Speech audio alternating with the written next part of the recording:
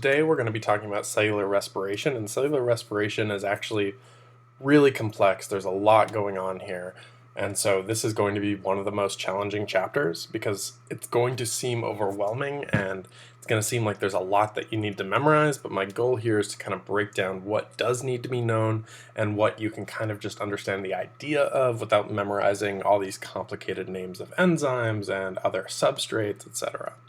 Okay, so here's kind of a breakdown of what you do need to know. You need to know the overall equation for cellular respiration. Okay, just a simplified equation that you might have seen in regular bio or maybe even from middle school. You need to know the major difference between fermentation and cellular respiration. So why are there two different things and how do they differ? Okay, now here we start to break down different parts of cellular respiration. You need to know the role of the first step, which is called glycolysis. Okay? You do not need to memorize all of the parts of glycolysis. That's going to be overwhelming. I don't want you to do that. I don't want you to worry about it because it's not going to be on the test. Okay? But you should know that glycolysis changes glucose into two molecules of what we call pyruvate. So you should know like the input and output of glycolysis. Similarly, you need to know how we go from that pyruvate and then we change that and we bring it into the citric acid cycle inside of the mitochondria. Okay, so we're going to be talking about that and I'll be showing you some diagrams from your textbook. And then finally, you need to know the process of chemiosmosis, and that may sound really fancy and really complicated, but it's really just a culmination of a lot of the ideas that we've already talked about in the last couple of chapters, and now it's cells actually using it. Okay, and so within chemiosmosis, you're going to start seeing these things: NADH, FADH2, ATP. We've seen ATP before, but these guys are new. And so they're going to seem overwhelming, but they're really just electron carriers. And so I just need you to keep that in mind, that they're really just holding on to something for a short amount of time, and then it'll be passed on. Okay, so you guys know that in an open system, cells are going to use energy in order to do something, right? There are three different forms of work that cells can do. They can do chemical work, transport work, or mechanical work. So in an ecosystem as a whole, generally energy will come from the sun, right? And then some autotrophs, so some kind of producer, will transform that sun energy into chemical energy, making it, I don't know, a sugar perhaps, okay? And that's going to release some oxygen. And then some other cells are going to use that chemical energy from that sugar, and they're going to make ATP with it. So this is really the part that we're talking about today. We're talking about taking in that sugar and using it to make ATP. What we're doing in the step before, where the producers are actually utilizing sun energy, that's going to be the next chapter. That's going to be photosynthesis. So today we're just talking about using the chemical energy from organic molecules like sugars to make usable energy in the form of ATP. And when we do that, some of that energy does get lost. Anytime you change energy's form, it's a little inefficient. So we're going to lose some of that energy as heat. Okay. So this is taking us back to chapter, I think it was chapter 5 then. This is a catabolic pathway. Okay. We're taking complex organic molecules like a sugar, for instance, and we're breaking them down through a catabolic pathway reaction into simpler things that have less energy. So sugars are very high in energy. Okay, so this as a reactant has a very high free energy level if we were to look at those graphs, whereas these have a much lower free energy level. Okay, and when we do that, we release that energy. Okay, so if we go from high energy to low energy, we release some energy, right? Energy doesn't get destroyed nor created, so it has to go somewhere, and it's going to go and be used to do something. Okay, and some is going to get lost. So if we break down a sugar, we're going to produce some simpler waste like CO2 and water. I'm not bothering to do proper numbers of molecules or anything like that. This is just conceptual. And then we have some energy that's used to do some work, so I'm going to put that in the form of ATP. So we break down a sugar to make CO2 and water, and then some ATP. So When we talk about respiration, we're talking about an exergonic reaction because, again, we are going from high potential energy to low potential energy, so that energy gets released. Okay, so bringing it back to chapter 8, the metabolism chapter. Okay, so here is the overall equation for cellular respiration. So that first learning objective that I pointed out at the beginning of this, you need to know this equation. You need to know the proper numbers. But more importantly, you need to understand this equation. Okay, so I'm going to take a sugar. That's what this is. This is glucose.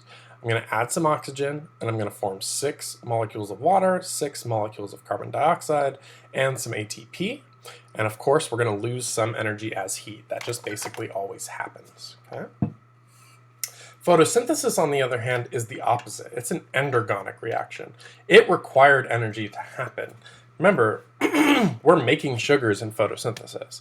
So it's actually going to look a lot like the opposite of cellular respiration. I have water going in, they get it from their roots. I have carbon dioxide going in, they get that through their leaves.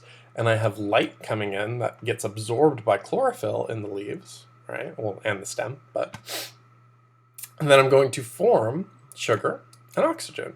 So you should notice that the outputs, the products of this reaction, are just like the inputs of this reaction. And the inputs of the photosynthesis reaction are very similar to the outputs of the cellular respiration equation. The only difference is that the energy is in a different form. Instead of ATP, we have light, and vice versa. Okay, so in order to really talk about these really complex reactions, we have to define a chemistry thing that you probably have forgotten about. So we have to define redox reactions, also known as oxidation-reduction reactions. Okay. Now, anytime we talk about redox reactions, we're really talking about moving electrons. Okay. So here I have 2 things. I have an X and I have a Y. And in this case, the X has an extra electron on it. It doesn't really matter if it's actually an extra or if it's just part of the atom or the compound. It doesn't matter. Okay? It's going to move over to the Y in this case. Okay, so it has moved. The electron has switched places. So when we talk about that, oxidation is going to be the vocab term that we use to describe losing an electron, whereas reduction is gaining an electron. That may seem kind of weird because reducing means you gain something, but think of it as the charge. If I gain an electron, my charge is going down, right? So I'm reducing my charge by 1. Okay? So this is the classic oil rig that you probably saw in chemistry, where oxidation is the loss of electrons, whereas reduction is the gain of electrons. Okay, so that's just a little mnemonic to remember that. But the oxidation, or the oxidizer, is losing its electron. It's the donor of the electron. Whereas the reducing thing is the thing that gains the electrons. Okay? And this is going to apply to our overall cellular respiration reaction, because we have electrons transferring between different areas.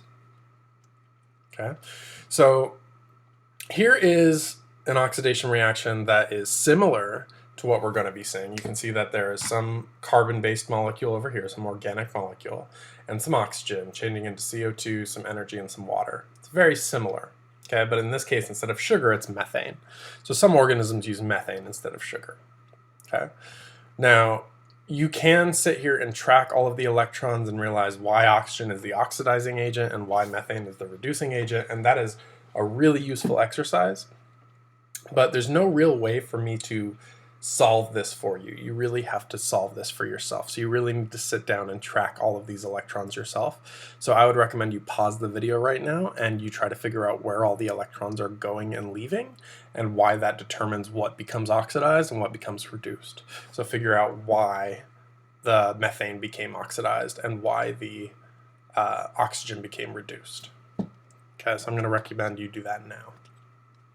So when we take energy from an electron, I want you to think of it as electrons falling. Okay?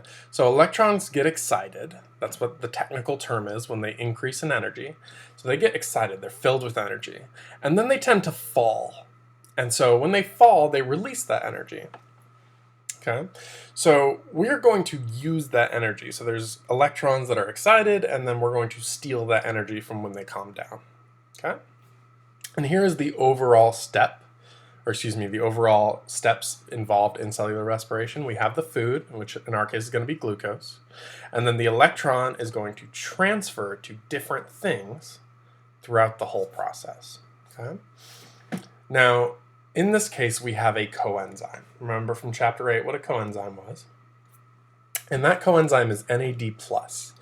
It is an electron acceptor. Notice that NAD+ has a positive charge. So if it accepts an electron, that plus is going to go away because a positive and a negative makes a neutral. Okay, if you were to combine those. Okay? So, in fact, the NAD plus is going to pick up 2 electrons and 2 hydrogen ions, also known as protons, to form NADH, which is basically just a battery. I really just want you to think of NADH as a battery. Okay? So this NADH is a full battery, a charged battery, if you will. Full battery, because it has some energy from those electrons. Whereas NAD plus is an empty battery, a drained battery. Okay, so if you want to charge the battery, you got to fill it with some electrons, some energy. Okay? And basically this is just a middleman between the glucose and the electron transport chain, which is going to be super important, and I'm just glossing over for now, but it's coming. The whole point of the electron transfer chain is to eventually bring those electrons over to the oxygen and form water. Okay? So that's going to be why water results from cellular respiration. Now your book has a lot of really good example drawings of what NAD plus looks like and then how it changes to NADH. You don't need to memorize any of that. Okay? I do want you to take a look at it and realize how this is working chemically, but I do not need you to memorize any of these structures. It's overwhelming and it's not going to be on the test. Okay? So, excuse me. The electron transport chain is basically a series of steps that we break down. And I say we as if we are the cell. Okay, so if I have a really excited electron, I'm really, really high in energy. Okay, I'm up here, I'm super high in energy. That's going to want to go down. It's going to want to stabilize and go down. And that's going to release a huge explosion. Okay? And it turns out that explosions are really hard to use. It's hard to utilize an explosion to do work because it's just so much so quickly. So instead what your cells do is they break this explosion down into like a little stair step. Okay? It's like little steps. And so we'll eventually get there. We'll get down to that right level of energy. But it's going to take a lot longer. And each of those steps, we can take out some energy so we can use it for something. So each one of these steps is going to harvest us some energy. Okay.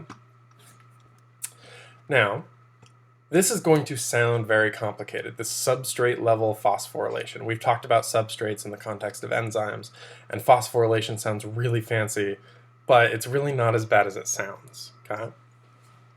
So when you do this process, which we're going to talk about, you generate a small amount of ATP each time. Phosphorylation, so just the last word of this, is literally just moving a phosphate group somewhere else. Okay? So it's taking a phosphate group, which we're going to represent with just a P with a circle around it, and adding it to a compound. We do this all the time when we make ATP. Okay? So if you'll recall, ATP is adenosine triphosphate. And sometimes you'll see it drawn really simply, something like this. Okay? So here I have a little sugar and 3 P's. Those are phosphate groups. Okay, so this is ATP, adenosine, that refers to this part. Triphosphate. So 1, 2, 3 phosphates. That's what the tri means. Okay? That's why it's called that. However, if I were to make an ADP, well, ADP, D is for di, di means 2, so I still have my A. Here's my A part. Just like before, that doesn't change. But now, I'm only going to have 2 phosphate groups. Okay, and I have one extra phosphate group that is just floating around. It should be a lot smaller, but I wanted to make it nice and big. So here I have drawn right here, and here I have drawn right here. So ATP has 3 phosphate groups, and ADP has 2 phosphate groups, and in this case there is a floating phosphate group, an extra one. So if I were to add this phosphate group to this ADP, that would be an example of phosphorylation. It's literally just moving a phosphate onto something. Okay. Now, this is all great, but this is really confusing for some people. So I again want to talk about batteries. This is a charged battery, and ADP is our drained battery. Okay, drained battery. Sorry, typing or writing with a mouse is difficult. Okay, this is our drained battery. So in order to drain a battery and use that energy, we have to break off a phosphate group. Okay, break that bond right there. And so now I'll have ADP plus this guy. I broke a bond, I release some energy. That's just basic chemistry. If I want to charge it back up, well, that means I have to go from this to this. And so I'm going to shove a phosphate group on there. That requires energy because I'm forming a bond. Okay? And we have enzymes in our body that do this. Okay? So this is always done by an enzyme of some kind, and we're going to talk about which ones we're going to deal with in the context of cellular respiration. So cellular respiration can be broken down into a number of discrete steps. We start with glycolysis. Then we move to pyruvate oxidation. That sounds really complicated. Pyruvate is just the name of the molecule, and oxidation is just that oil rig thing. It's where you lose an electron. Okay? And then we have the citric acid cycle, which is also known as the Krebs cycle. Unfortunately, you do need to know both of these terms. Typically in the AP test in recent years, it's been referred to as the Krebs cycle, but it's really best to know both. Okay? And then we have oxidative phosphorylation. That's that really fancy stuff that we already talked about, which is made up of the electron transport chain, which we will break down, don't worry, and some chemiosmosis, which we will also break down. And here's kind of a visual of all of it and where it happens. So here I have overall cellular respiration. This is my favorite diagram. Okay? If you learn one thing, let it be this diagram. Excuse me, sorry, I'm just drinking some water. So here I have step 1, I have glycolysis. Notice that this occurs in the cytosol. We are not yet in the powerhouse of the cell, that is the mitochondrion. Okay? So we have glycolysis, and in glycolysis we go from glucose to pyruvate. When we do that, we're breaking some bonds and we're forming some ATP. We get some ATP there. That's what we want. We love ATP. Okay? We're charging our batteries. We're plugging our phone into the wall. Okay? We're charging a battery. Right? From there, we take that pyruvate and we oxidize it inside of the mitochondrion. We form this thing called acetyl-CoA, which is going to then be a part of citric acid cycle. And the citric acid cycle is a cycle, so it's going to happen multiple times. And then some of those electrons from this cycle are going to go over to our final step of oxidative phosphorylation. And each of these steps has some ATP produced with the exception of the pyruvate oxidation. You should be able to recreate this diagram. There are a lot of things here that you don't necessarily need to know with absolute certainty. Like you don't need to memorize this term, oxidative phosphorylation, if you understand the process. Okay? But you do need to understand the process. So let's break down glycolysis, just step 1. So we're in the cytosol. Okay, we're in the blue box here, only in the blue box. Okay? This is called sugar splitting. That's actually what this name directly translates to. Glyco sounds a lot like glucose. That is not a coincidence. And lysis is for cutting. Okay? So this occurs in the cytosol, and I don't want you to get bogged down in the fact that we partially oxidize glucose and form 2 pyruvates. What I want you to know is that we make 2 pyruvates from our glucose. Don't memorize that it gets oxidized or anything like that. Just know we make 2 pyruvates. Okay? And ultimately, from glycolysis, we get 2 ATPs. Okay, so that's why we had some ATP coming out right here. Oops. Okay, and then we also get some NADHs. So if we look back at this, we have some NADHs getting charged as well. Okay, so this battery's getting charged and this battery's getting charged. That's going to become important later, way at the end. Okay, so it also makes some water, and that's going to be important because water is produced from cellular respiration, and here's one of the reasons why. But at this point, we haven't used oxygen. Okay, we have not used our oxygen. Now, glycolysis has stages within it. So cellular respiration has stages, and then those stages have stages. And I don't need you to memorize all of this, but if it helps you to understand it, we need to spend money to make money. We need to spend ATP to make ATP. So your cell is going to invest some ATP in order to make some more ATP. And by the end of it, we get 2 ATP net gained. Okay, so we get 2 extra. And so when you read the textbook, it's very overwhelming. It's talking about ATP here and ATP there. Just know that the whole process gives you 2. Okay, and then you get 2 NADHs. This is what it looks like in your textbook. It's too much. Do not memorize this. It's way too much. Okay? This is way beyond the scope of this class. This is beyond undergraduate college level for most bio majors. Okay? So, here's a summary. This is exactly what I want you to know for glycolysis. You go from glucose to 2 pyruvates. Pyruvates have 3 carbons. That's why that 3C is there. This had 6 carbons. These have 3. 2 times 3 is 6. No coincidence. Okay? In that, we got to charge some ADP and make ATP, and we got to charge some NAD pluses to make NADHs, and we made some waters. Okay? Now we're going to start entering the mitochondria.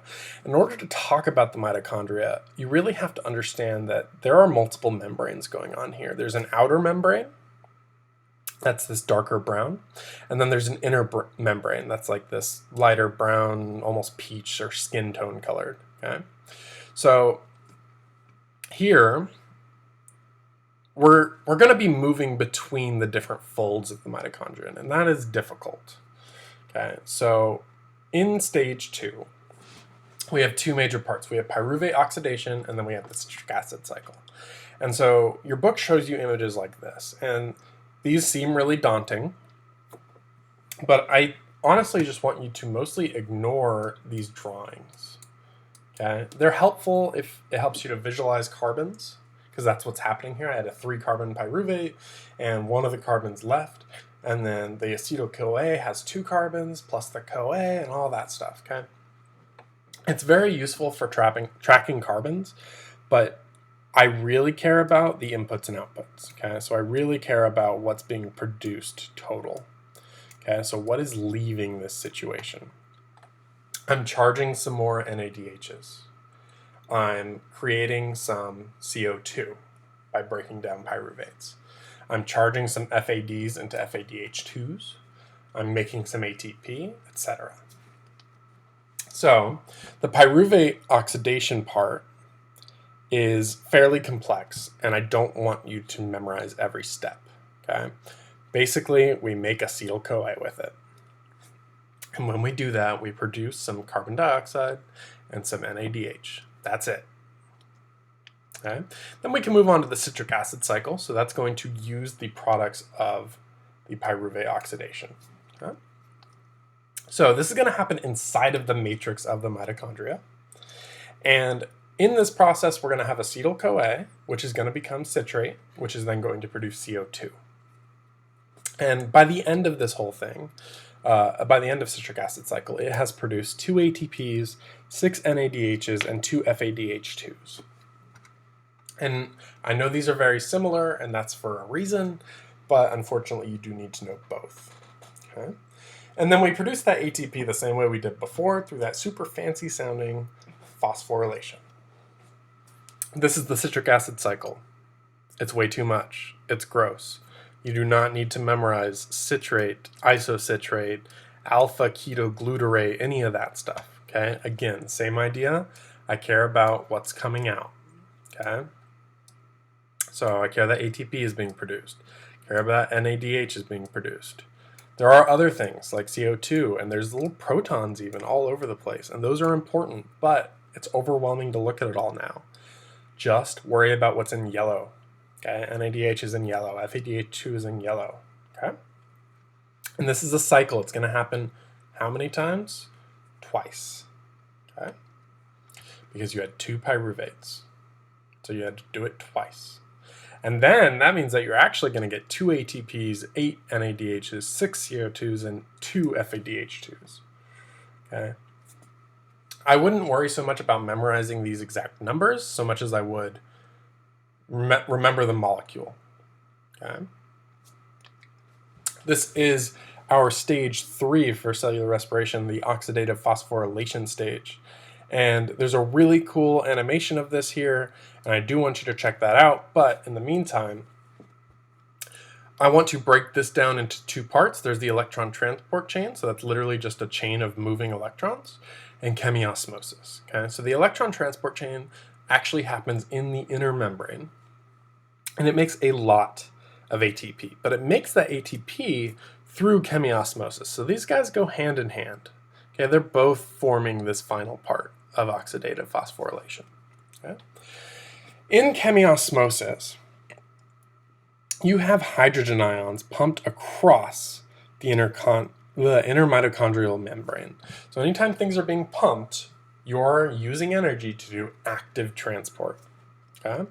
And then they're going to come back down and actually make some ATP through ATP synthase. Okay? So that's going to be the enzyme that actually makes it for us, and I'm going to show you what that looks like. Okay? So this is the electron transport chain. This shows us where the electrons come from and where they go.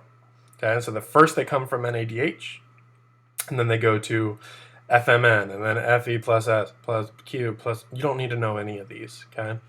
You used to, you don't anymore. That's the nice thing about how they changed the AP stuff. Okay, you don't have to memorize all that. And then at some point, FADH2 drops off some electrons, okay? Basically, by the end of it, you have 2 electrons. And then those 2 electrons will be added to some oxygen to form some water. Okay? This is why water is a byproduct. So it's really complicated, and there's a lot going on here. I do not want you to memorize it. Just realize that this doesn't make our ATP directly. This is all just charging more batteries so that we can eventually charge the batteries that we want to charge. It's very complicated, but energy is changing forms like crazy here. Okay? So here is what it kind of looks like when we have energy being used to pump protons. Okay? So remember that NADH is carrying some electrons that came from the sugars, and that means that they're carrying energy. And they're going to drop some of that energy off, drop the electron off. And when they do that, there's some energy that gets released and we can use. And so this protein is going to pump some hydrogen ions into this inner membrane space. So between the outer membrane and the inner membrane. That's what it means by intermembrane. Okay? So this is like the very, very inside of the mitochondria, and this is like still the inside, but the outside of the inside, because it's like a bubble within a bubble. Okay? Now the FADH2 is going to do the same thing. It's going to drop off an electron, drop off some energy. That energy is going to be used to pump some hydrogen ions against their concentration gradients. And then the final step involves yet more electrons being dropped off, eventually hitting to form water. And that will pump even more hydrogen ions against their concentration gradient. So what I've done as a cell is I have shoved a bunch of hydrogen ions up here where they didn't want to go. This was a really cramped area for hydrogen ions, and I just shoved more of them in there. So think of like a really cramped room, and someone came along and shoved more of you in there, like 3 more of you in here. Okay, now you want to get out even more. Okay? And so we're going to use that. So here I have that same inner membrane space. It's the same color. I have all of those hydrogen ions. I have a huge concentration of hydrogen ions and a lower concentration of hydrogen ions here. So where do the hydrogen ions want to go? Where do these H pluses want to go? I'll give you a second. All right, so these want to go according to their concentration gradients, just like everything, right? They want to go down. And here's the thing. I'm not going to let them down until I'm ready.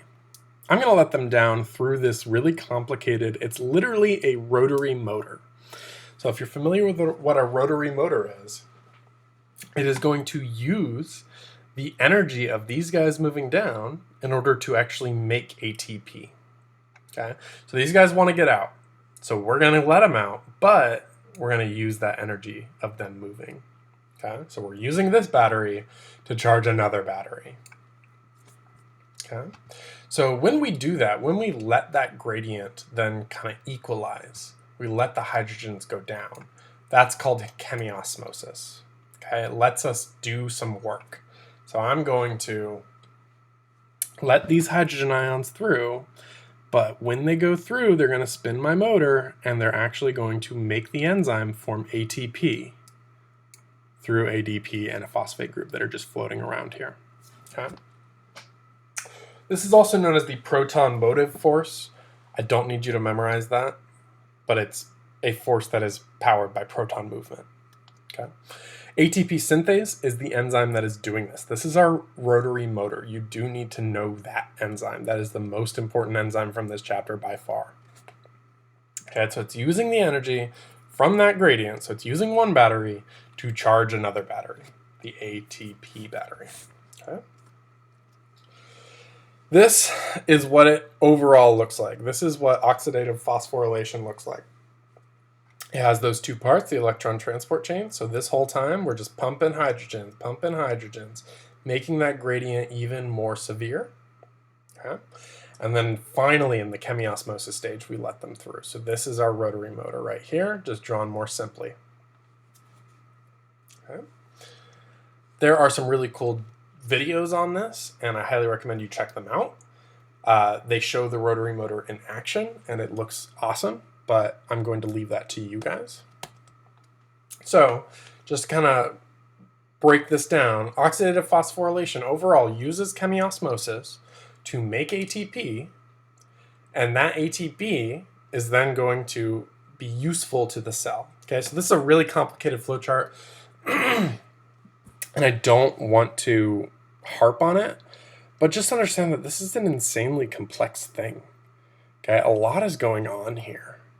And so you really need to understand those basic steps that I outlined. Do not memorize the in-between molecules and every electron carrier and stuff like that. That is a waste of your time. Think about the overall process, okay? Speaking of the overall process, this is the whole thing, okay? This shows us how much ATP we make per glucose molecule. So if you look here, I made 2 from glycolysis. I made 2 from ATP, or excuse me, 2 ATP from the citric acid cycle, and then I make 26 or 28 ATPs from the oxidative phosphorylation step. That's going to depend on a few different factors that you do not need to worry about. But overall, per glucose, maximum, we're going to make 30 or 32 ATPs. Okay. Now, sometimes you don't have oxygen. So oxygen became important once we actually entered the mitochondria, and it wasn't important here at the glycolysis stage. Sometimes you don't have oxygen, and so you actually have to do different things. Okay? So there are some organisms that can't live in oxygen. They can't do that at all. And so they are what we call obligate anaerobes, because they do anaerobic or no oxygen respiration. Okay? I don't need you to memorize these terms of obligate anaerobes and facultative anaerobes. I just need you to understand that some things do this all without oxygen, and it looks a little different. Okay, so when you don't use oxygen, your body will be doing fermentation. Okay, so you're still going to do glycolysis, because I didn't need oxygen for glycolysis, so I'm still going to do this. This stays the same. That's the nice part. But if I don't have any oxygen, I'm not even going to bother going into the mitochondria. I'm going to go over here instead. I'm going to form something else. It might be less efficient, but I'm going to make something else. Okay, I'm still going to get some energy, maybe not as much, but I'm going to just go through a different path. And so this is how you sometimes make lactic acid. Okay, this is why your muscles are sore after you work out really hard. okay, because that lactic acid buildup, you used up all the oxygen while exercising, and then your body still needed energy, so it did this, okay? Now, glycolysis is going to occur both with and without oxygen, okay? But the rest of the cellular respiration process is going to differ, like I said. And I don't need you to memorize the different types of fermentation, so I'm going to skip over these. But just understand that different foods that you're taking in will interact with this process in a different way. We have various sources of fuel. We don't just eat glucose, okay? We form this acetyl-CoA through proteins, through fats, and then those feed into the citric acid cycle. It's not just carbs, okay?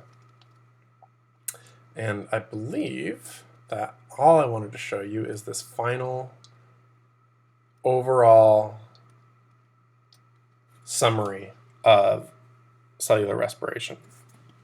We have some energy in the form of food. We go through glycolysis. If there's oxygen, we go over here to the mitochondria.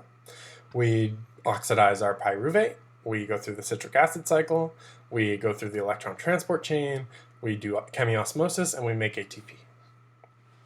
Without oxygen present, we still do glycolysis, but then we do fermentation, and then we form either lactic acid, or if you're some organisms, you'll make ethanol, which is alcohol.